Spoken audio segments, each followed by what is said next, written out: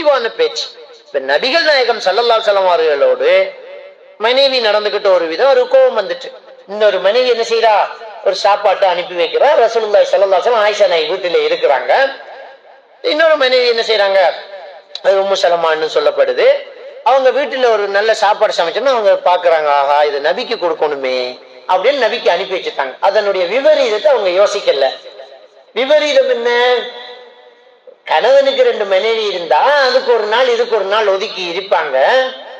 அவங்க இவங்களுக்கு ஒதுக்கின நாள்லயும் ஒரு பிரியாணி செஞ்சு அனுப்பினா கைக்க போட போறாள்னு தானே இவள் நினைப்பாள். உனக்குத்தான் ஒரு நாளை தந்திரிக்க, நீ தட்டு பிரியாணி போட்டு கொடு, பாபிக்கு போட்டு கொடு, என்டர்டனுக்கு நீ அனுப்புறாயண்டா எந்த சமையல் கூடாண்டா, உன்னை இழுத்து கைக்குள்ள போட பாக்கியா நீ. இப்படிதான் நம்ம யோசிப்போம். சாதாரணமான பெண்கள் தான் அவங்களும். சாப்பாட்டு தட்டு வந்தது ஆயிஷா நாய் பிடிக்கல. ஆயிஷா நாய்க்கு அந்த சாப்பாடு என்ன செய்யல, வந்த விதம் பிடிக்கல. அதை வாங்குற மாதிரி போட்டுட்டாங்க, உடைஞ்சு போச்சு, கீழே கொட்டிட்டு எல்லாமே.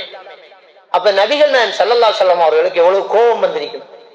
அப்ப பெருமானார் ஸல்லல்லாஹு அலைஹி வஸல்லம் அவங்க என்ன செய்யறாங்கன்னா, தட்டை கொடுத்து அடிமையை அனுப்பி விட்டாங்க. முதல்ல ஓம்பேர் செய்ய முடியுது, நீ இப்போ ஒவ்வொருத்தர் பிரச்சனையா கிளியர் பண்றாங்க. அடிமைக்கு என்ன தேவை, தட்டுக்கு தட்டு கொடுத்து ஆகணும், இல்லாட்டி சீட்டு கிழிஞ்சிடும். என்ன தட்டு ஒரு நீ போய். இப்ப சஹாபாக்கள் வீட்டுல இருக்கிறாங்க. இப்ப சஹாபாக்களுக்கு முன்னாடி இது நடந்ததுனால நபியுடைய மனைவி இப்படி செய்யலாமா அப்படிங்கிற ஒரு பிரச்சனை அவங்க மனசுல இருக்கும். 2வது, இவ இப்படி செஞ்சது அவருக்கு பிடிக்கல. அத அந்த இடத்துல அவருடைய கோபத்தை நெகட்டிவாகவே காட்டியிருந்தால் சமாதானம் ஆகுறதுக்கு பல நாட்கள் ஆகும். நம்ம பாசையில சொல்றா ஒரு வார்த்தையை போட்டு ஏன் இப்படி செஞ்ச, பொம்பளையா நீ பேய், உனக்கு ஒரு ஒரு நாகரீகம் தெரியுமா, டிசிப்ளின் தெரியுமா, வீட்டுல ஆட்கள் இருக்காங்க, உண்ட கோபத்தை உண்ட சுள்ளாப்ப உண்ட வீட்டுக்குள்ள வச்சிருக்கணும், உண்ட வளப்பு சரியில்லை, உங்க உம்மா சரியில்லை, உங்க பாப்பா சரியில்லை, இதுக்கு கல்யாணம் பண்ணாத ஆட்களை எல்லாம் போட்டு இழுப்பான். ரசூலுல்லாஹி ஸல்லல்லாஹு அலைஹி வஸல்லம் அவங்க ரொம்ப சிம்பிளா ஒரு விஷயம் தான் சொன்னாங்க. சஹாபாக்களை பார்த்து சொன்னாங்க, அது உம்முக்கும் பண்ணாங்க, உங்களோட தாய்க்கு ரோஷம் வந்துட்டேன்னாங்க. கதை முடியும், உங்களோட தாய்க்கு ரோஷம் வந்துட்டேன்னாங்க. அவங்களுக்கு சப்ஜெக்டை விளங்கப்படுத்திட்டாங்க. அப்பா அவ தட்டி விட்டதெல்லாம் ஒரு பெரிய விஷயம் கிடையாது, ஒரு பெண்ணண்டா ரோஷம் பெறத்தான் வரும், அது உங்க தாய்க்கு ரோஷம் வந்துட்டேங்கிறதுனால அது ஏற்றுக்கொள்ற மாதிரி பேசுறாங்க. ஏற்றுக்கொள்றா என்ன, நம்முடைய பேசினா ஏற்றுக்கொள்வோம், அடுத்தவன் சொன்னா ஏற்றுக்கொள்ள மாட்டோம். அது இயல்பு, அது பேச்சில எல்லா மொழியிலையும் இருக்கிறது. நம்முடைய ஏற்றுக்கொள்வோம், அடுத்தவன் ஏற்றுக்கொள்ள மாட்டோம். ஒரு பிள்ளை நல்லது செஞ்சா என்ன செய்யறது, என்ற பிள்ளை எப்படி ஓதுறான் பாருங்க புருஷன் சொல்லுவா, வேற பிள்ளை இல்லையா, அது 2 வரையும் பிள்ளை பொண்டாட்டியே சொல்லுவா புருஷன், என்ற பிள்ளை எப்படி ஓதுன்னு பாருங்க. அவன் ஏதாவது துண்டா காட்டினா பாருங்க உங்களோட பிள்ளைய, நீங்களே பாருங்க உங்க பிள்ளைய. அப்ப இவக்கு பிள்ளை இல்லையாமா, நல்லது செய்யக்கூட அவரு சம்பந்தம் இல்லை, கெட்டது செய்யக்கூட அவர் சம்பந்தம் இல்லை, இதுதானே பேச்சு வழக்கம்.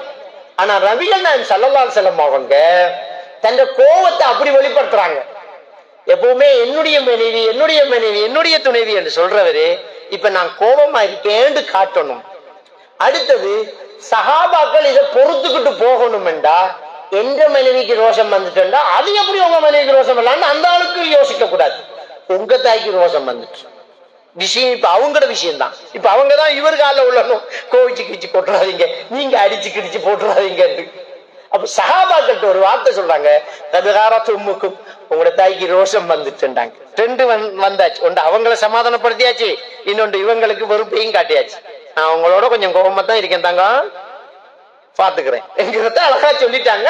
உங்க தாய்க்கு ரோஷம் வந்துட்டு அப்படிங்கிறாங்க, விஷயம் முடிஞ்சு போச்சு. அதை ஏற்றுக்கொள்றாங்க. சரி சரி, உனக்கு கோபம் வந்தது சரி, நியாயம், உனக்கு அந்த ரோஷம் வந்துதான் இருக்கும். என்ன நாம அந்த இடத்துல இருந்து பார்த்தா அப்படித்தான் ஆகும். அதை ஏற்றுக்கொண்டால் சரி. ஒரு பிரச்சனையை தீர்த்து வைக்கிறதுக்கு நாம அவருடைய மனநிலையை போய் இருந்து பார்த்துட்டு வந்துடணும். வந்தா அந்த பிரச்சனை நமக்கு என்ன செய்யும், புரியும். நாமளாவே இருந்துட்டு கேச முடிக்க இயலாது. நாம அவராக போய் இருந்து எவ்வளவு வலி இருக்கும் அப்படிங்கறத உணர்ந்தா சரிதானே அந்த ஆளு பேசினது, அந்த இடத்துல இருந்து பாரு, நீ செஞ்ச வேலைக்கு அந்த ஆளுக்கு எவ்வளவு கோபம் வந்திருக்கணும் நம்ம புரியும். அது பெர்செப்ஷன், ஆளை பார்த்து முடிவு எடுக்கிறது. அப்ப இப்படி நபிகள் நாயகம் ஸல்லல்லாஹு அலைஹி வஸல்லம் அவர்கள் அவருடைய பேச்சு பாசிட்டிவாக இருக்கு. எப்பவுமே நம்ம பிள்ளைகளுக்கிட்டையும் சரி, மனைவி கிட்டையும் சரி, சகோதரன்கிட்டையும் சரி, பாப்பா கிட்ட சரி, உமா கிட்ட சரி பேசக்கொள்ள அவங்க ஏற்றுக்கொள்ளக்கூடிய வார்த்தையில இருந்து நம்ம என்ன செய்யணும்? பேச்ச தொடங்கணும். இது ரொம்ப முக்கியமான ஒரு விஷயம்.